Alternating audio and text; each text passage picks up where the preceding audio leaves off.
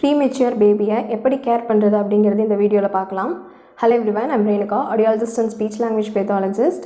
Lotus Care ரீஹாபில் பேச்சு சம்மந்தமான குறைபாடு உள்ளவர்களுக்கு ஆன்லைன் தெரப்பியும் அண்ட் இன் பர்சன் கரூரில் கிளினிக்கல் சர்வீஸ் நம்ம ப்ரொவைட் பண்ணிகிட்டு இருக்கோம். பேச்சு சம்மந்தமான குறைபாடு உள்ளவர்கள் ஸ்க்ரீனில் தெரிகிற நம்பருக்கு காண்டாக்ட் பண்ணி நீங்கள் அப்பாயின்மெண்ட் புக் பண்ணிக்கலாம். நான் ப்ரீவியஸ் வீடியோலேயே ப்ரீமெச்சூராக பிறந்த குழந்தைங்களுக்கு ஜென்ரலாக எந்த மாதிரியான காம்ப்ளிகேஷன் வரும் அப்படிங்கிறத நான் எக்ஸ்பிளைன் பண்ணியிருந்தேன். ஸோ எஸ், டெஃபினெட்லி குறை மாதத்தில் பிறக்கிறாங்க அப்படின்னா சில ஹெல்த் காம்ப்ளிகேஷன்ஸ் வரலாம். பட் எல்லாருக்குமே சிமிலரான காம்ப்ளிகேஷன் வரும்னு சொல்ல முடியாது. அண்ட் ப்ரீமெச்சூராக பிறக்கும் பொழுது அவங்களுக்கு டெவலப்மெண்டல் டிலேயும் ஸ்பீச் டிலேயும் வர்றதுக்கு நிறையவே வாய்ப்பு இருக்குது. ஸோ அந்த மாதிரி பிறக்கிற குழந்தைங்க இம்மெச்சூராக பிறக்கிறதுனால தான் அவங்களுடைய டெவலப்மெண்ட் அந்த குரோனாலாஜிக்கல் ஏஜுக்கு ஏற்ற மாதிரி அட்டைன் ஆகிறது இல்லை. ஸோ அவங்களுடைய கரெக்டட் ஏஜ் எவ்வளவோ அதுக்கேற்ற மாதிரி தான் அவங்களுடைய cross motor fine motor development அப்படிங்கிறது இருக்கும். ஸோ அந்த குழந்தையுடைய வளர்ச்சியை நம்ம ட்ரிகர் பண்ணுறதுக்கு குழந்தை ஹாஸ்பிட்டலில் இருந்து டிஸ்சார்ஜ் ஆகி ஃபிசிக்கலி ஸ்டேபிளாக வந்ததுக்கப்புறம் என்ன மாதிரியான கேர் நம்ம பேரண்ட்ஸ் அந்த குழந்தைக்கு கொடுக்கணும் அப்படிங்கிறது இந்த வீடியோவில் பார்க்கலாம். ஸோ ஃபஸ்ட்டு அந்த குழந்தைக்கு நியூட்ரிஷனல் பேலன்ஸை கரெக்டாக மெயின்டைன் பண்ணுறது, அதாவது ஃபீடிங்கை கரெக்டான முறையில் அந்த குழந்தைக்கு கொடுக்குறது. ஸோ ஃபீடிங் ரொம்ப ரொம்ப முக்கியம் அந்த குழந்தைக்கு.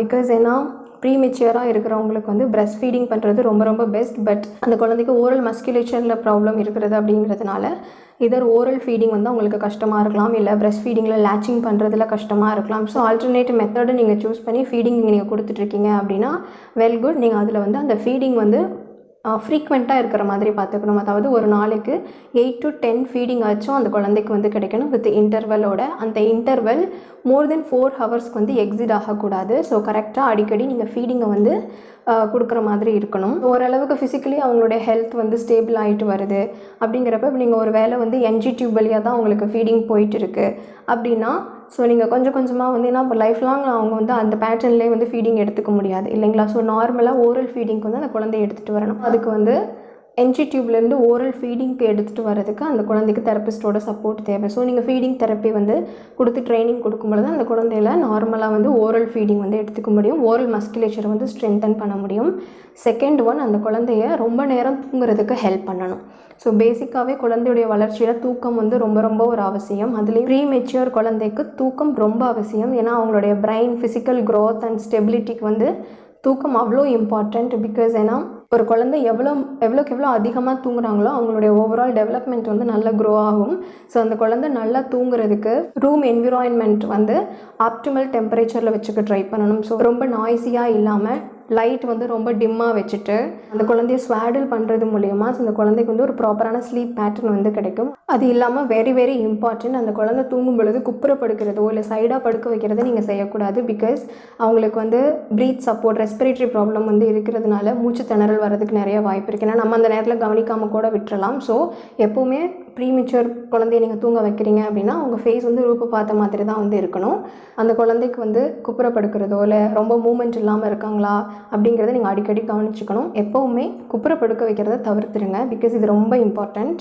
நீங்கள் டிஸ்சார்ஜ் ஆகி வீட்டுக்கு வந்த இனிஷியல் காலங்களில் அதிகமாக விசிட்டர்ஸ் அலோவ் பண்ணுறதோ இல்லை அட்லீஸ்ட் 1 இயருக்கு நீங்கள் யாரையும் அந்த குழந்தைய பார்த்து தூக்குறது முத்தம் கொடுக்குறது அதெல்லாம் அலோவ் பண்ணாமல் இருக்கிறது, நீங்கள் வெளியே அழைச்சிட்டு போகாமல் இருக்கிறத தவிர்க்கணும். பிகாஸ் அவங்களுக்கு ஓவராலாகவே இம்யூனிட்டி லெவல் கம்மியாக இருக்கிறதுனால, ஸோ அந்த மாதிரி நிறைய பேர் தூக்கி தூக்கி வச்சுக்கிறதுனால அவங்களுக்கு ஈஸியாக இன்ஃபெக்ஷனால் அஃபெக்ட் ஆகிறதுக்கு நிறைய வாய்ப்பு இருக்குது. ஸோ அதிகம் விசிட்டர்ஸ் அண்ட் நீங்கள் வெளியே அழைச்சிட்டு போகிறத அவாய்ட் பண்ணிக்கோங்க. நெக்ஸ்ட்டு கேங்க்ரூ கேர் ப்ராக்டிஸ் பண்ணுங்கள். ஸோ இந்த கேங்க்ரூ கேர் மெத்தட் அப்படிங்கிறது ரொம்ப ரொம்ப யூஸ்ஃபுல்லான மெத்தட். ஒரே மாதத்தில் பிறக்கிற குழந்தையுடைய உடல் மற்றும் மூளை வளர்ச்சிக்கு ரொம்ப ஹெல்ப்ஃபுல்லாக இருக்கும். பிகாஸ் ஸோ இந்த மெத்தடு நீங்கள் ஃபாலோ பண்ணும் பொழுது அந்த குழந்தையுடைய ட்ரெஸ்ஸை ரிமூவ் பண்ணிவிட்டு உங்களுடைய செஸ்ட்டில் நீங்கள் பேரண்ட்ஸ் பண்ணலாம், இல்லை கேர்டேக்கர் அந்த குழந்தைய யார் ரொம்ப நேரம் பார்த்துக்கிறீங்களோ அவங்களுமே அதை ஃபாலோ பண்ணலாம்.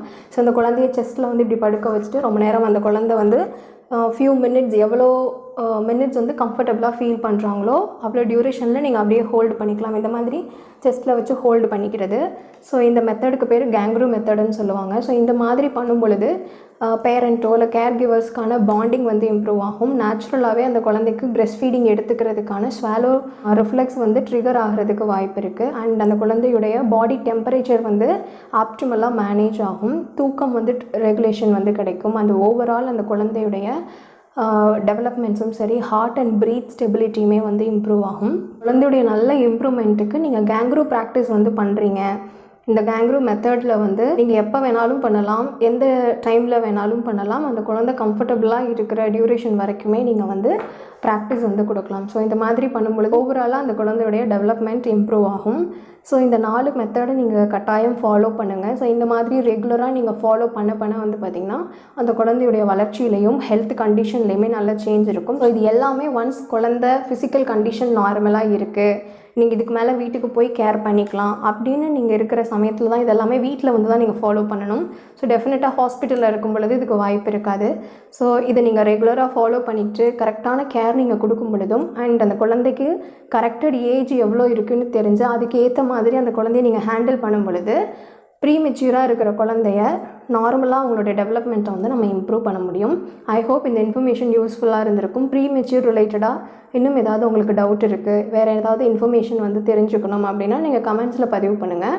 தேங்க்ஸ் ஃபார் வாட்சிங். அண்ட் இது மாதிரி இன்னும் development and speech related issue, parenting சம்மந்தமான வீடியோக்கு நம்மளை ஃபாலோ பண்ணிக்கோங்க. தேங்க்ஸ் ஃபார் வாட்சிங்.